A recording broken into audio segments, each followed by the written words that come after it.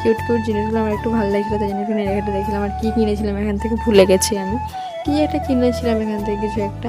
এতক্ষণ ধরে কী এত দেখছি আমি তো নিজেও বুঝে পারছি না কী এত দেখছি এদিক সেদিক করে বলে। তারপরে আমাকে কাকুটা বলছে যে কী নেবে তুমি, আমি বলছি দাঁড়ান দেখছি, আমি বলে আমি দেখে যাচ্ছি। তারপরে অন্য একটা দোকান থেকে এরকম একটা আমি কিউটি পাড়া পেন রাখার এটা নিয়েছিলাম। তারপর আমি হেঁটে যাই খালি হেঁটে যাই কোনো উদ্দেশ্য ছাড়াই।